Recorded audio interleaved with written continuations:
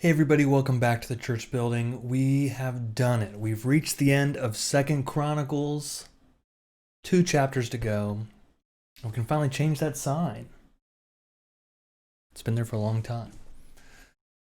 So we've got 2 chapters, 35 and 36, I believe. Yeah, that's it. Now we're going to move on to the next book. So let's do it. Chapter 35. Josiah kept a Passover to the Lord in Jerusalem. They slaughtered the Passover lamb on the 14th day of the first month. He appointed the priests to their offices and encouraged them in the service of the house of the Lord. He said to the Levites who taught all Israel and who were holy to the Lord, "Put the holy ark in the house that Solomon, son of David, king of Israel, built. You need no longer carry it on your shoulders. Now serve the Lord your God and his people, Israel. Make preparations by your ancestral houses, by your divisions, following the written directions of King David of Israel and the written directions of his son Solomon. Take position in the holy place according to the groupings of the ancestral houses of your kindred, the people, and let there be Levites for each division of an ancestral house. Slaughter the Passover lamb, sanctify yourselves, and on behalf of your kindred make preparations, acting according to the word of the Lord by Moses." Then Josiah contributed to the people as Passover offerings for all that were present, lambs and kids from the flock to the number of 30,000 and 3,000 bulls. These were from the king's possessions. His officials contributed willingly to the people, to the priests, and to the Levites. Hilkiah, Zechariah, and Jehiel, the chief officers of the house of God, gave to the priests for the Passover offerings 2,600 lambs and kids and 300 bulls. Conaniah also and his brothers, Shemaiah and Nathaniel, and Hashabiah and Jael and Jozabad, the chiefs of the Levites, gave to the Levites for Passover offerings 5,000 lambs and kids and 500 bulls. Verse 10. When the service had been prepared for, the priests stood in their place, and the Levites in their divisions according to the king's command. They slaughtered the Passover lamb, and the priests dashed the blood that they received from them, while the Levites did the skinning. They set aside the burnt offerings so that they might distribute them according to the groupings of the ancestral houses of the people, to offer to the Lord, as it is written in the book of Moses. And they did the same with the bulls. They roasted the Passover lamb with fire according to the ordinance, and they boiled the holy offerings in pots, in cauldrons, and in pans, and carried them quickly to all the people. Afterward they made preparations for themselves and for the priests, because the priests, the descendants of Aaron, were occupied in offering the burnt offerings and the fat parts until night. So the Levites made preparations for themselves and for the priests, the descendants of Aaron. The singers, the descendants of Asaph, were in their place according to the command of David, and Asaph and Heman and the king's seer, Jeduthun. The gatekeepers were at each gate. They did not need to interrupt their service. For their kindred, the Levites made preparations for them. So all the service of the Lord was prepared that day to keep the Passover and to offer burnt offerings on the altar of the Lord, according to the command of King Josiah.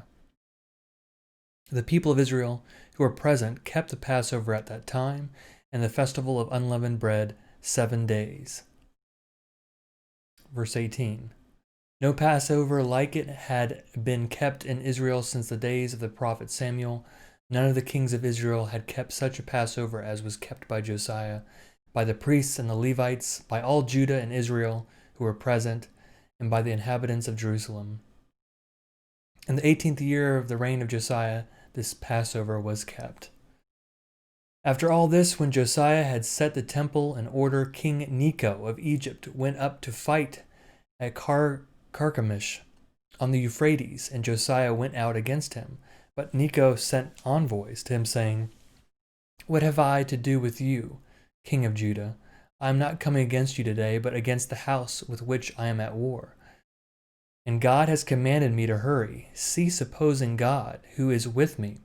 so that he will not destroy you. But Josiah would not turn away from him, but disguised himself in order to fight with him.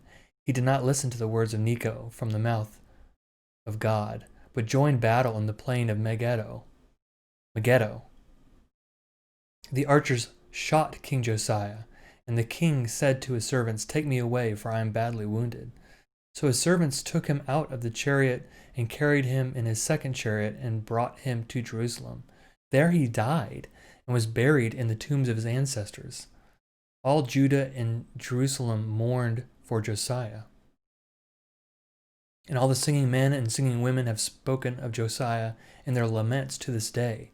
They made these a custom in Israel. They are recorded in the laments. This is very strange. What a way to go.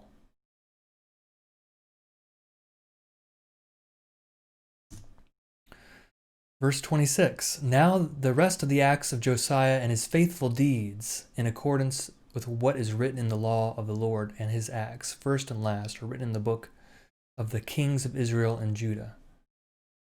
Chapter 36. The people of the land took Jehoahaz, son of Josiah, and made him king to succeed his father in Jerusalem. Jehoahaz was 23 years old when he began to reign. He reigned 3 months in Jerusalem. Then the king of Egypt deposed him in Jerusalem and laid on the land a tribute of 100 talents of silver and 1 talent of gold. The king of Egypt made his brother Eliakim king over Judah and Jerusalem, and changed his name to Jehoiakim. But Necho took his brother Jehoahaz and carried him to Egypt. Jehoiakim was 25 years old when he began to reign. He reigned 11 years in Jerusalem. He did what was evil in the sight of the Lord his God.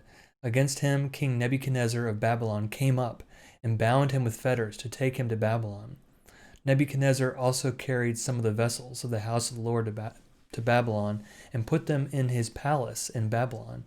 Now the rest of the acts of Jehoiakim and the abominations that he did and what was found against him are written in the book of the kings of Israel and Judah, and his son Jehoiachin succeeded him. Verse 9. Jehoiachin was 8 years old when he began to reign. He reigned 3 months and 10 days in Jerusalem. He did what was evil in the sight of the Lord. In the spring of the year, King Nebuchadnezzar sent and brought him to Babylon, along with the precious vessels of the house of the Lord, and made his brother Zedekiah king over Judah and Jerusalem. Zedekiah was 21 years old when he began to reign. He reigned 11 years in Jerusalem. He did what was evil in the sight of the Lord his God. He did not humble himself before the prophet Jeremiah, who spoke from the mouth of the Lord. He also rebelled against King Nebuchadnezzar, who had made him swear by God. He stiffened his neck and hardened his heart against turning to the Lord, the God of Israel. All the leading priests and the people also were exceedingly unfaithful, following all the abominations of the nations, and they polluted the house of the Lord that they had consecrated in Jerusalem. The Lord, the God of their ancestors, sent persistently to them by his messengers, because he had compassion on his people and on his dwelling place. But they kept mocking the messengers of God, despising his words, and scoffing at his prophets, until the wrath of the Lord against his people became so great that there was no remedy. Verse 17. Therefore he brought up against them the king of the Chaldeans, who killed their youths with the sword in the house of their sanctuary, and had no compassion on young man or young woman, the aged or the feeble. He gave them all into his hand, all the vessels of the house of God, large and small, and the treasures of the house of the Lord, and the treasures of the king, and of his officials. All these he brought to Babylon. They burned the house of God, broke down the wall of Jerusalem, burned all its palaces with fire, and destroyed all its precious vessels. He took into exile in Babylon those who had escaped from the sword, and they became servants to him and to his sons, until the establishment of the kingdom of Persia, to fulfill the word of the Lord by the mouth of Jeremiah, until the land had made up for its Sabbaths. All the days that it lay desolate, it kept Sabbath to fulfill 70 years.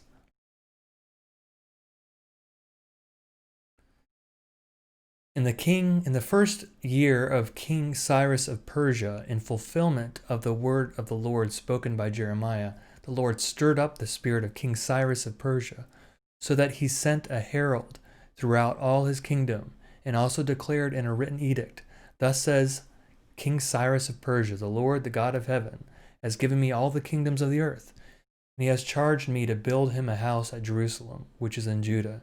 Whoever is among you of all his people, may the Lord his God be with him. Let him go up." And that's the conclusion of 2 Chronicles. Kind of a dark ending, maybe sort of hopeful with King Cyrus restoring things somehow in some weird way. Very strange. All right, thanks for joining me. We're going to continue in the next book of the Bible. We are done with 2 Chronicles. Thank you for following along, and I'll see you next time. Have a good night.